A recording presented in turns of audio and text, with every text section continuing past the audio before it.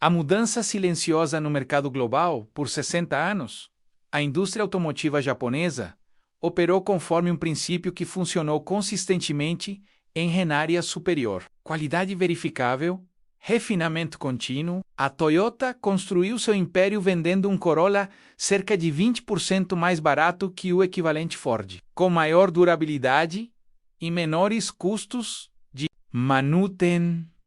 O Honda, Nissan, Mazda e Subaru seguiram o mesmo padrão. Essa fórmula derrubou Detroit nos anos 70 e dominou mercados globais por décadas. Mas em 2026, algo mudou fundamentalmente, e o Japão percebeu que seu próprio método já não era seu maior ativo, era seu maior passivo. As fabricantes chinesas venderam mais carros globalmente que as japonesas pela primeira vez na história. 27 milhões de unidades contra 25 milhões. Não é um número pequeno ou marginal. É uma inversão de poder que não deveria ter acontecido assim e definitivamente não deveria ter acontecido tão rápido. Na China, o mercado que sustentou a lucratividade japonesa durante quase 2 décadas. A situação é ainda mais crítica.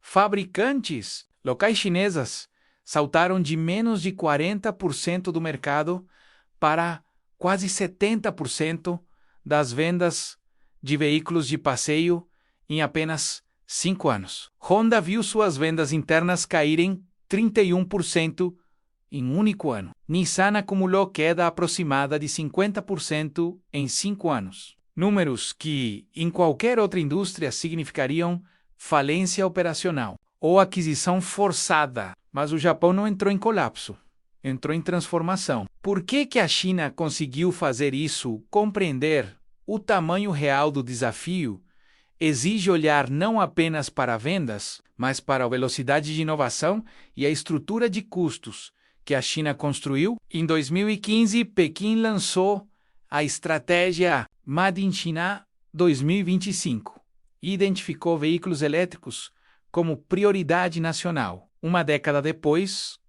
o resultado é um ecossistema mais completo do que qualquer outro no planeta. A China controla mais de 50% das vendas globais de baterias através de 2 empresas, CATL e BYD.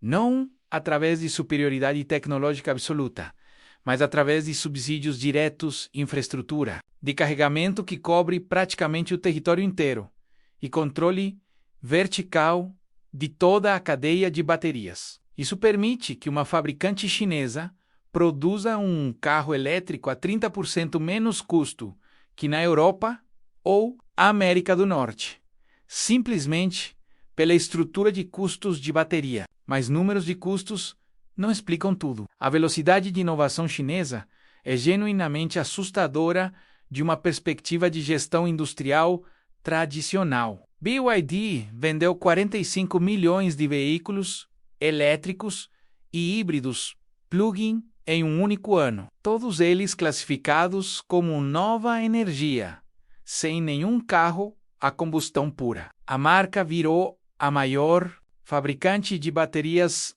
do mundo, enquanto continuava sendo a segunda maior fabricante de veículos da China, Xiaomi, que era fabricante de celulares até 2023. Entregou mais de 400 mil carros no primeiro ano completo de produção, mirando 500.000 para o ano seguinte. Isso não é possível em estruturas de manufatura ocidentais tradicionais. Xiaomi usa uma plataforma base e apenas muda nomes de modelos e interiores entre variantes. As marcas chinesas atualizam software de bordo, sistemas de direção autônoma e assistentes de inteligência artificial medidos em anos. O sistema de assistência ao motorista da BYD, batizado de Godze, já está rodando em mais de 2 milhões de veículos em circulação. A Speng obteve permissão de operação piloto de nível 4 de direção autônoma verdadeira em Cantão, o que significa sem motorista com licença oficial do governo. A matemática que sustentava o Império Japonês simplesmente parou de fechar diante desses números. O Japão não respondeu com um único modelo milagroso. Respondeu com uma estratégia de 6 frentes simultâneas, cada uma cobrindo uma geografia diferente e um desafio técnico específico. Essa é a sofisticação da contraofensiva e por que ela pode, de fato, funcionar apesar de todas as pressões externas. Frente 1. China menos Toyota BZ3X e Nissan N7. A Toyota apresentou um SUV elétrico chamado BZ3X, fabricado integralmente na China, com 65% das peças vindas de fornecedores chineses. O software de direção autônomo é desenvolvido pela startup chinesa Momenta. O chassi é compartilhado com o carro da JAC, uma estatal chinesa. Apenas 1% dos componentes é importado. Preço inicial, pouco mais de $15.000. Autonomia de até 610 km.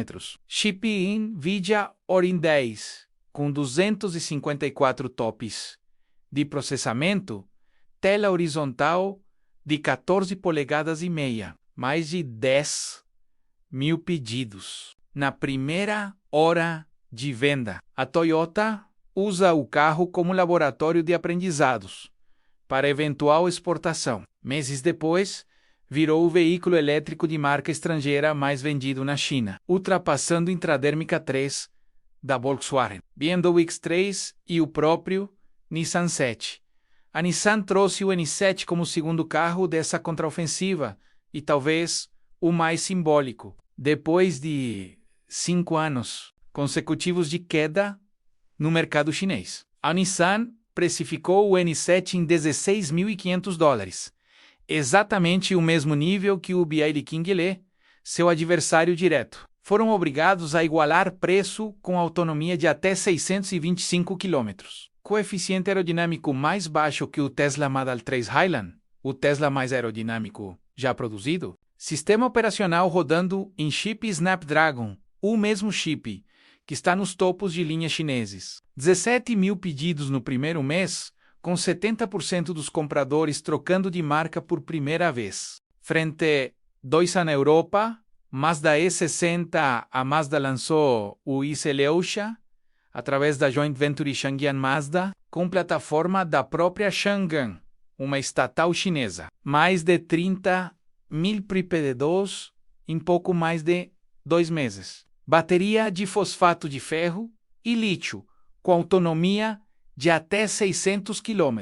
O detalhe crítico é que esse carro será exportado da China para a Europa, com o nome de Mazda CX-66, uma marca japonesa fabricada em solo chinês, com plataforma chinesa vendida para europeus. 5 anos atrás, isso seria considerado uma heresia industrial. Hoje é estratégia de sobrevivência. A Europa é onde as marcas chinesas ainda enfrentam barreiras tarifárias e resistência cultural, mas a Mazda está usando sua reputação de 60 anos para abrir um corredor que seus próprios concorrentes não conseguem usar. Frente 3. Índia e Sudeste Asiático, Suzuki Vitara. A Suzuki está fabricando o Vitara em Gujarat, Índia, em uma planta com produção destinada à exportação para mais de 100 mercados, incluindo Europa, Sudeste Asiático, Japão e Reino Unido. Plataforma AirTech dedicada a elétricos. Autonomia em torno de 400 km, motor de até 172 cavalos. Mas o detalhe que define o nível de pressão sobre o Japão é este. As células de bateria são fornecidas pela própria BYD. O inimigo virou fornecedor. A Suzuki precisa dessa bateria para sobreviver na próxima década. E essa bateria vem da empresa que está tentando expulsá-la do mercado. Isso é tática? É sacrifício simultaneamente? Uma aceitação de que a realidade do poder de mercado mudou. Frente 4 ao mercado premium global. Lexus. A Toyota possui mais de 1.000 patentes globais de bateria solid state. O investimento japonês, combinado em cadeia doméstica de baterias, passa de $7 bilhões. Com parceria estratégica com a Idemitsu, para garantir fornecimento de eletrólito sulfeto, sem depender da China nem da Coreia do Sul. Os primeiros veículos a receber essa tecnologia serão os Lexus topo de linha antes de descer para a Toyota. Possíveis 1.200 km de autonomia, 10 minutos de carregamento completo, 4 vezes mais durável que qualquer bateria atual. Frente 5. Tecnologia radicalmente diferente.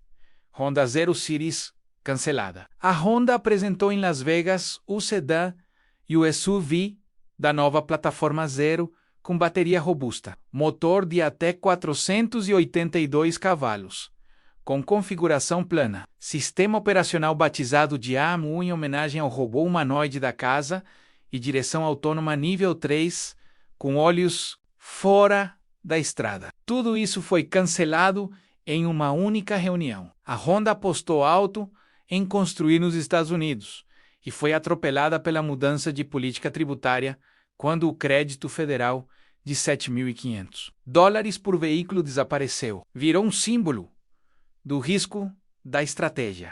Frente 6. Inovação de produção.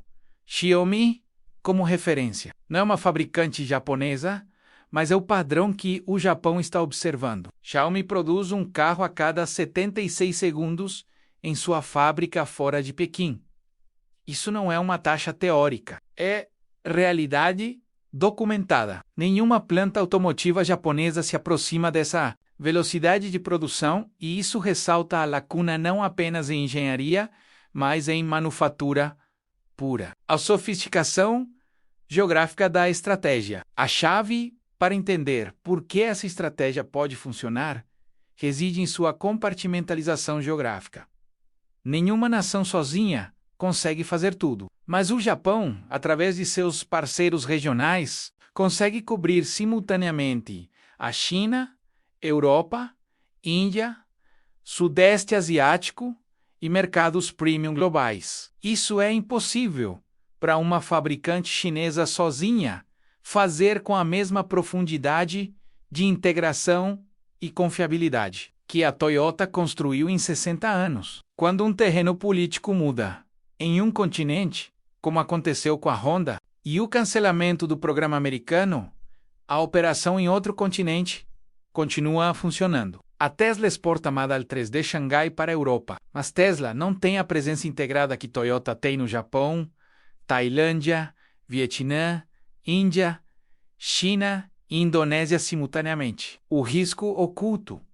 A corrida da bateria Solid State. Mas existe um risco que ninguém em Toyota City quer responder em voz alta.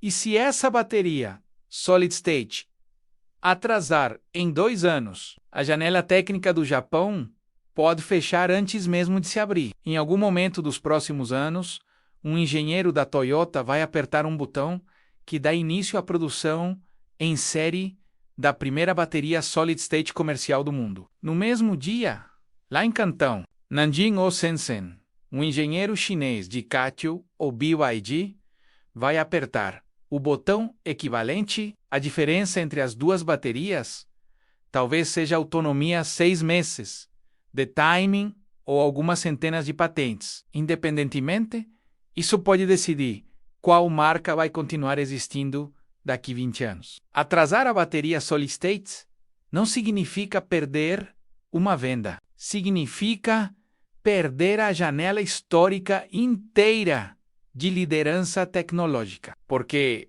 uma vez que a China lance sua própria versão, a capacidade de manufatura chinesa, a preço competitivo, aplicada ao Solid State, cria um cenário onde o Japão nunca consegue alcançar. É como se a Toyota tivesse um único lançamento. E se falhar em timing, toda a estratégia das 6 frentes vira irrelevante. A realidade econômica por trás das bravatas. O Central reduziu ou eliminou subsídios para veículos de nova energia, viu suas vendas. Foi a maior queda da empresa desde a pandemia de 2020. Analistas apontam que, sem suporte estatal, a estrutura de margens fica visivelmente pressionada. Toda a operação chinesa foi construída sob uma estrutura de incentivo que o próprio governo não consegue sustentar indefinidamente, com economia interna desacelerando e guerra de preços doméstica, destruindo margens. Isso não significa que a China seja fraca. Não é.